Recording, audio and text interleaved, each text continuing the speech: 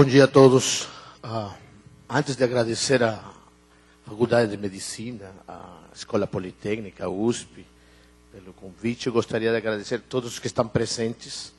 Sem vocês não estaríamos aqui e esse é o nosso intuito, poder compartilhar nosso conhecimento, nossa experiência. Então, graças a vocês que nós estamos aqui na frente. Então, parabéns para todos que nos estão acompanhando hoje de manhã e que continuarão nos acompanhando no período da tarde. Quando eu recebi o convite, eu fiquei pensando quantas coisas eu poderia compartilhar com vocês relacionado com esse assunto da validação de sistemas computadorizados.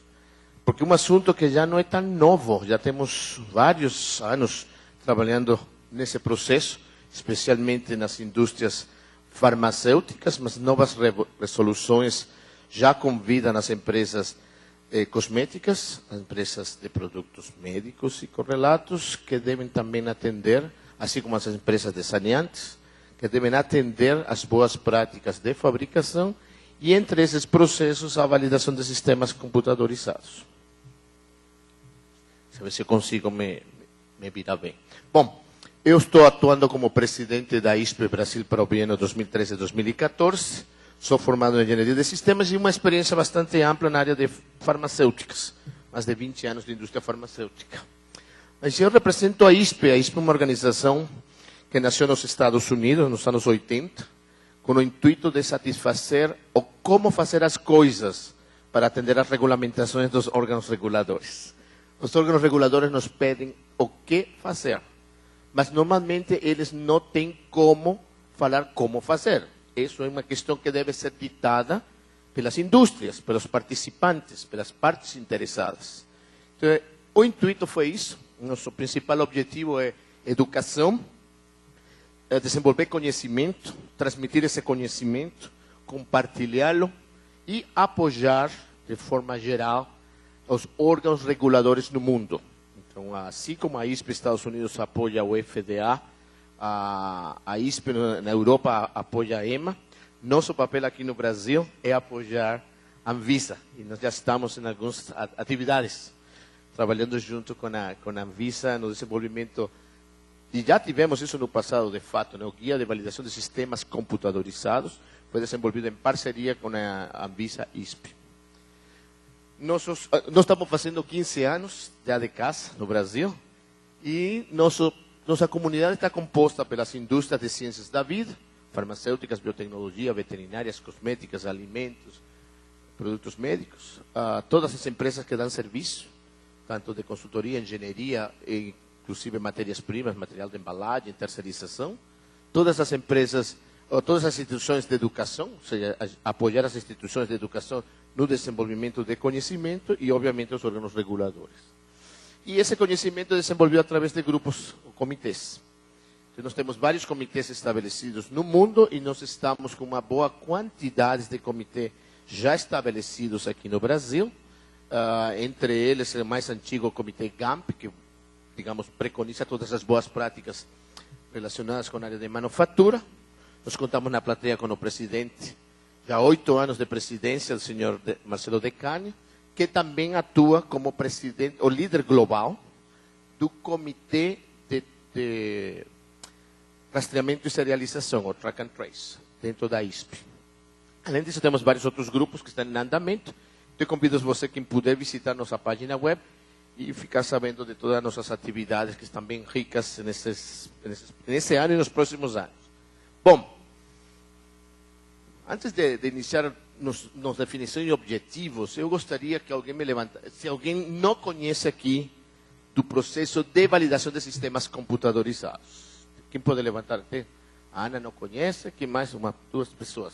São poucas pessoas realmente que não conhecem, mas, bom, vale a pena então retomar os objetivos. A Anvisa publicou em 2010 a resolução 17 relacionada com as boas práticas de fabricação e incluiu o título 7, focado estritamente na utilização da tecnologia da informação e dos sistemas computadorizados dentro do processo de manufatura. Então, o processo fala assim, a definição...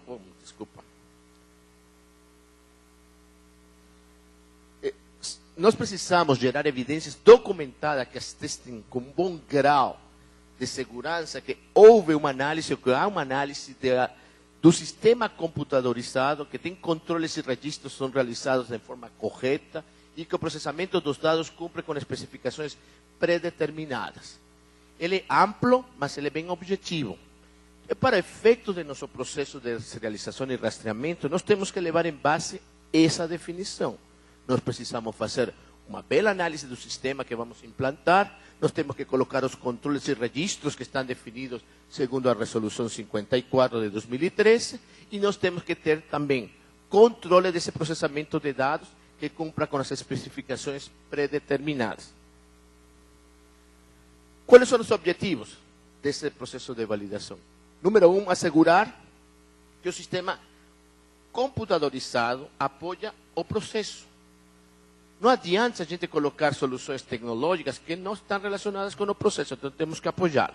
Segundo, assegurar que esse sistema foi instalado apropriadamente, que está funcionando corretamente e que, que procedimentos operacionais apoiam o uso dessa tecnologia, desses sistemas. Então, precisamos ter uma base de procedimentos para apoiar o processo. Outros objetivos, estabelecer um sistema de documentação que me permita conhecer como esse sistema está criado, como foi instalado, de que forma ele está constituído, quais são as diferentes entidades de relação que estão dentro desse sistema. Demonstrar através de evidências documentadas que o sistema foi desafiado para demonstrar que ele funciona para o uso pretendido. E, obviamente, demonstrar o nível de conformidade exigido pelas regulamentações vigentes. Então, desde o ponto de vista de sistemas computadorizados, nós temos três verticais, três pilares importantes. Quais são? Número 1, nosso sistema computadorizado, seja ele qual for, chamemos sistema computadorizado de gestão, um ERP, um sistema de armazenagem de dados, temos um sistema para pesagem, ou sistemas de automação que estão no chão de fábrica, eles não podem impactar de jeito nenhum na qualidade final do produto. Há funcionalidades que nós temos que definir, determinar, avaliar, desafiar para não impactar na qualidade final do produto. Então, uma dos primeiros pilares. O segundo pilar que a gente tem que levar em conta é a segurança do paciente, que já foi falado bem no início de nosso dia. A Resolução 54 visa a segurança do paciente, do consumidor dos produtos. Nós não podemos impactar na segurança do produto. E, finalmente, quando nós usamos sistemas computadorizados para armazenar dados que são importantes na tomada de decisões, que são necessários para demonstrar a segurança e controle que temos desses processos, que nós chamamos de caráter regulatório, então nós temos que manter a integridade desses dados. Não é que qualquer Joãozinho vai chegar e vai mudar os dados que estão no banco de dados. Ou que vai apagar dados porque ele achou que não precisava mais, que era lá do ano não sei das quantas. Então nós temos que ter essa integridade. São os três pilares que a gente preconiza no processo de validação de sistemas computadorizados. E como eles atendem ou estão relacionados com o Sistema Nacional de Controle de Medicamentos? Do ponto de vista da qualidade, é incrementar a qualidade dos medicamentos, em forma direta ou indireta. Isso que o Sistema de Controle de Medicamentos procura, Sistema Nacional de Controle de Medicamentos. Do ponto de vista de segurança, proteger o consumidor, incrementar o conhecimento de eventos adversos, controlar a utilização de medicamentos sem prescrição, criar barreiras para o contrabando de medicamentos e minimizar a falsificação de medicamentos, do ponto de vista de segurança do paciente. Do ponto de vista de integridade, identificar o usuário do medicamento e incrementar a acurácia da informação para o consumidor. Então, temos belos desafios aí.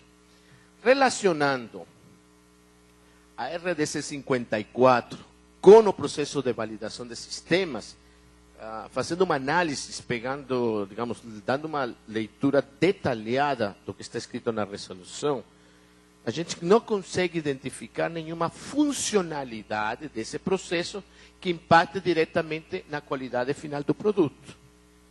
Como chegamos nessa conclusão? Porque o produto já está pronto. O que nós vamos fazer é acrescentar ou agregar a nova informação para ter controle de onde esse medicamento, produto acabado, está indo. Se nós tivéssemos que serializar e rastrear desde o momento que entra a matéria-prima para o processo produtivo, etc., etc., seria uma outra história. Mas nós estamos partindo de um produto acabado, indo para distribuição. Então, desde o ponto de vista de qualidade final do produto, não tem impacto. Do ponto de segurança, é a qualidade da impressão do código, armazenamento dos dados que devem ser registrados nas diferentes entidades ou partes interessadas, entendendo que temos quem fabrica, quem distribui, quem armazena, quem consome, quem vende. Então, todas essas unidades ou partes interessadas devem ter um bom controle de armazenamento dos dados, armazenamento e controle dos dados. Obviamente, a distribuição dos dados pela internet, as questões de segurança da informação, um fator que deve ser levado em conta, e, obviamente, onde nós vamos fazer o arquivamento de dos dados. Tanto do ponto de vista de backup e restauração de dados, ou no momento de aqueles dados que não são mais necessários, mas que devem ser mantidos, que é o processo formal de arquivamento de dados. Nós estamos pedindo, estamos sendo requisitados, através da resolução, a incrementar uma série de dados e registros que devemos armazenar. Existiam, alguns deles sim, outros não. Mas precisamos sim revisar esses bancos de dados, adequá-los para poder suportar. E aí nós vamos avaliar então as diferentes restrições que já vamos falar um pouquinho disso. Bom, suposições e restrições que nós precisamos. Primeiramente, hoje, a maioria das empresas farmacêuticas, para não falar que todas, já deveríamos ter um sistema de gestão da qualidade implantado para a área de tecnologia da informação. E aqui eu faço uma ressalva. Não é a área de TI. Tecnologia da informação são todas aquelas tecnologias que eu utilizo na minha organização, na minha empresa. Então, eu tenho tecnologia da informação na área de TI como suporte para o negócio, mas tenho TI na área de engenharia para a parte de produção, eu tenho TI dentro da área de controle da qualidade. Então, a TI hoje é da empresa. Temos organizações que apoiam, sim, mas a tecnologia é da empresa. E essa área tem que ter seus procedimentos, tem que ter um sistema da qualidade, políticas e procedimentos que apoiem essas atividades. Segundo, todos os sistemas computadorizados, tanto de gestão com impacto nas boas práticas, já deveriam estar validados. A resolução foi publicada em 2010, finalizou em 2013, que era o período. Aí a gente tinha que ter feito o dever de casa, que era validar todos os sistemas computadorizados. ERP, BMS, DMS, MEMS, todos aqueles que conhecemos como de gestão. Igualmente para todos os que estão relacionados com o processo de automação, aqueles sistemas que estão embarcados, que normalmente estão dentro dos equipamentos utilizados no processo produtivo, de manufatura. Sistemas já deveriam estar validados. E todos os equipamentos que estão relacionados com o processo produtivo, com impacto nas boas práticas, eles também deveriam ser qualificados. Faz parte do que está dentro dos requisitos da RDC 17/2010. E, embora não esteja diretamente escrito, diretamente falado que a infraestrutura de tecnologia de informação deveria ser qualificada, no processo de qualificação de boas práticas, todo equipamento que esteja relacionado com o processo produtivo deve ser qualificado, para testar que ele funciona corretamente. Então, nossa infraestrutura de TI deveria ser qualificada, ou deveria estar qualificada. Ter fornecedores qualificados. E por quê? Porque algumas das empresas estão terceirizando. E os processos de terceirização demandam o quê? Que esses fornecedores estejam qualificados. Qualificado significa quê? Que ele me demonstre que tenha a mesma qualidade ou melhor que aquela que eu teria na minha empresa, na minha organização. Então, é por isso que os fornecedores devem se preparar para oferecer o mesmo nível de qualidade de serviço, de produtos, de segurança, de conformidade que eu teria na minha empresa. E recursos capacitados, sejam eles internos ou terceirizados, esse recurso tem que conhecer as regulamentações, tem que conhecer as tecnologias. Não é simplesmente contratar para fazer. Então, precisamos ter essas, com base nessas suposições que nós estamos trabalhando. Mas temos restrições também. Já foi falado hoje de manhã. Nós temos tempo, um tempo já definido pela resolução, que nós temos que atender em 2 anos o rastreamento completo de 3 lotes e em 3 anos o rastreamento de todos os produtos já registrados no Brasil, distribuídos no Brasil. Essas são uma das restrições que nós temos no processo de validação. Do ponto de vista tecnológico, a Ana já, de uma forma muito eficiente, comentou que nós precisamos utilizar códigos. A padronização é um processo importantíssimo para minimizar custos e minimizar riscos. Da forma que mais rápido a gente adopte padrões, será muito mais fácil fazer as coisas acontecer. E o uso de código de barras bidimensional, além, digamos, da formação do código de identificação único de medicamentos, que está escrito na resolução. É uma restrição tecnológica. E o serial, que será uma geração de número por métodos randômicos, está dentro da resolução. Então, essas são nossas restrições. Dentro das diretrizes que nós temos para fazer, não sei se estou indo muito rápido, mas sei que estão com fome.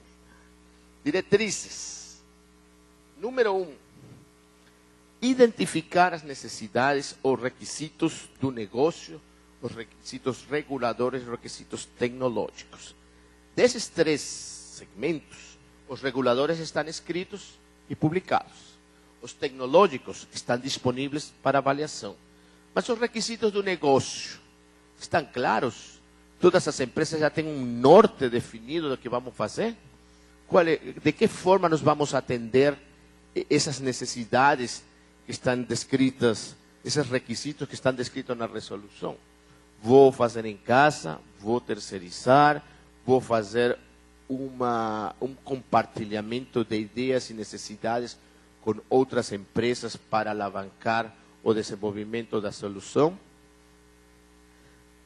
Então, aí uma boa necessidade é fazer a identificação dos requisitos. Segundo, procurar e qualificar e validar esses requisitos. Terceiro, preparar e comunicar a informação da solução, procurar as soluções no mercado, requisitar a cotação e selecionar a melhor solução e, obviamente, qualificar seu fornecedor. Depois, temos preparar o plano de projeto e validação, identificar as funcionalidades implantadas, que impactam na qualidade final do produto, a segurança do consumidor e na integridade dos dados,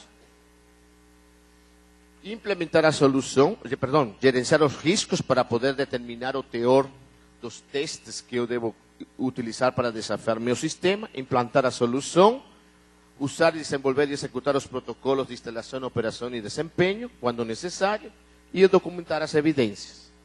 Essas são as diretrizes que nós deveríamos seguir para implantar as soluções de serialização e rastreamento. E a gestão de riscos da qualidade é aquela que me permite, então, determinar quanto deve ser meu esforço para eu desafiar meu sistema e testar minhas funcionalidades. Então, a gestão de risco é um processo sistemático que me permite avaliar esses controles, comunicar e analisar os riscos para a segurança dos consumidores, qualidade dos produtos e integridade dos dados.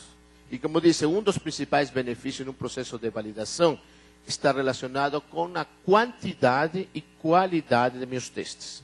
Ele está baseado normalmente, a maioria de nós utilizamos o ICH Q9 como base para fazer a gestão de riscos, e eu trouxe alguns exemplos de risco que a gente tem que levar em conta. Do ponto de vista da tecnologia, a implementação e manutenção do quê? Se vou utilizar uma solução padrão, ou se vou partir por uma solução que é customizada ou ajustada aos requisitos de minha empresa, ou vou partir para um desenvolvimento interno da solução. Outra questão interessante é a instalação e manutenção do hardware. é um hardware padrão, é um hardware que é ajustado, customizado para minhas necessidades, ou é um hardware totalmente desenhado para atender minhas necessidades.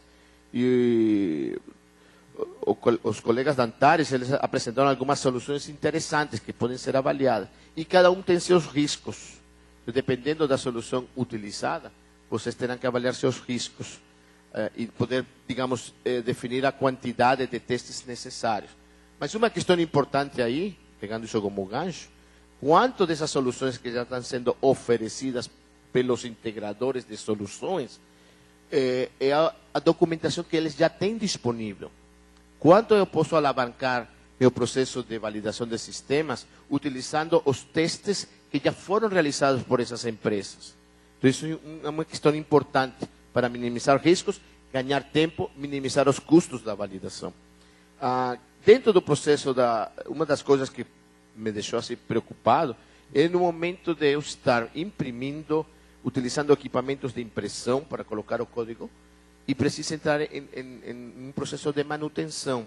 Ou qual é o processo de contingência que eu devo estabelecer caso venha a quebrar essa máquina? E o dia que eu não tiver energia ou não tiver algum dos componentes necessários para imprimir código, o que fazemos? Temos um sistema de contingência que possa ser manual? Uma questão que a gente tem que pensar. Obviamente, se espera que a tecnologia esteja disponível, como o professor da USP falou da nuvem, a gente espera que a nuvem esteja disponível. Nós esperamos que a tecnologia esteja disponível 24 horas, 7 dias por semana para imprimir. Mas se não acontecer, será que o impacto a segurança de meus pacientes, porque não consigo entregar o produto na data esperada? Ou qual é o custo que eu tenho que levar em conta nesse momento? Então, tenho vários riscos que nós temos que avaliar. Outro tipo de risco é na qualidade e integridade dos registros. Muitas das empresas que estão aqui presentes terão que revisar seu sistema de segurança da informação, sua política de segurança da informação, para ver como eles estão realmente garantindo uma segurança da informação que vai estar dentro de seus bancos de dados. A capacidade de processamento que está sendo exigida com a entrada dos novos registros. A capacidade de transmissão que eu preciso para interagir meus dados com outros bancos de dados. A capacidade de armazenagem de cópia de segurança de dados, de backup. Será que o meu sistema de backup está já adequado para absorver todos os novos registros? Será que eu tenho, as mídias são suficientes? E a capacidade de interconexão e transmissão de dados com outras entidades ou outras partes interessadas. Como faço esse arquivamento de dados? De que forma nós vamos garantir esses dados?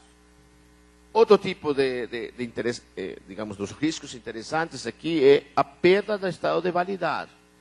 Muitas vezes, quem estamos nessa área, falamos muito de que o processo de validação é uma parte do processo como um todo. Ele tem um custo? Tem. Mas o mais importante é a manutenção do estado de validade. E ela se perde um piscar de olhos. Se eu fazer uma mudança sem análise necessária, sem a documentação necessária, coloco em risco todo o meu processo de validação. Então, para que isso aconteça, precisa de uma cultura, entendimento que eu estou num ambiente regulado, que eu preciso utilizar um controle de mudanças para documentar as necessidades, as novas necessidades, as mudanças necessárias, que algumas vezes precisarei fazer análise de risco para determinar se devo ou não revalidar total ou parcialmente minha solução. Então, são questões importantes. E isso está sustentado por um conjunto de procedimentos que eu devo ter estabelecido para satisfazer não só as demandas que estão hoje na RDC 54, mas também todas que foram colocadas na 17 de 2010. Para finalizar, podemos ver outro tipo de riscos, aqui montados no caso da produção, né? Adequação individual ou coletiva do processo. Se tenho demoras na entrega da solução, quanto posso impactar ou qual é o risco meu como organização de perder. A perda da qualidade na embalagem, na rotulagem, está muito bem escrito na resolução 54, que embora tenhamos essas novas exigências da 54, relacionadas com serialização e rastreamento de medicamentos, a gente não pode impactar para nada o que já está estabelecido na lei de rotulagem, nas condições de rotulagem. Uma questão que chama muito a atenção, como vamos fazer um procedimento de recall? inclusive já foi falado, tem bancos de dados que estão individualizados, são coletivos. De que forma uma empresa, ao dia que precisar, vai fazer o recall? Vai perguntar para o paciente que comprou na farmácia, ou vai perguntar para o paciente que recebeu lá na clínica, no hospital. E daí para trás trazer toda a informação necessária para fazer o recall. Fornecedores. Qualidade de meus fornecedores. Terceirização, muito útil, mas precisamos ter a qualidade desse fornecedor, por isso temos que qualificá-lo. E na questão dos recursos humanos, ausência ou inconsistência dos papéis e responsabilidades dentro das organizações e entre as organizações, entre as partes interessadas. Ter certeza que todo mundo entende na cadeia de suprimentos que é o que faz, quem não faz, quem detenta ou não detenta a responsabilidade e seu papel.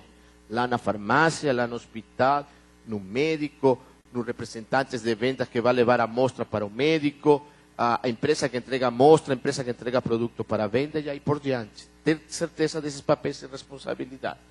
E para finalizar, já como resumo do processo da validação, importante usar esses três níveis. Se eu tenho função padrão, eu tenho riscos mais baixos no processo da validação. Se vocês adquirem um equipamento de impressão que é padrão, o risco é mais baixo, porque ele já foi testado lá na fábrica do dono dessa solução. Ele tem já testes realizados, documentação que ele evidencia a qualidade do seu produto. Se vou para um padrão configurável, aí entro com um risco médio, aí eu preciso fazer alguns testes adicionais. E se for uma função customizada, aí aumento muito meus riscos.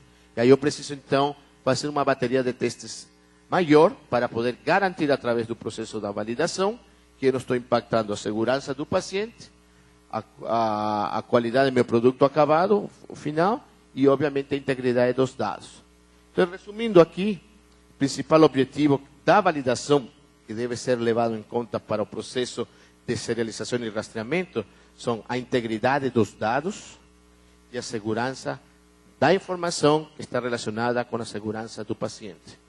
Como disse, não percebi, não encontrei e não acredito que não exista nenhuma funcionalidade que impacte diretamente na qualidade final do produto, porque o produto já está pronto, simplesmente agora é colocar, como já vem sendo feito, uma informação adicional acrescentada na embalagem, mas que precisa de muitos controles e atender aos requisitos reguladores. Dito isso, agradeço o seu tempo. Estourei um pouquinho, desculpe.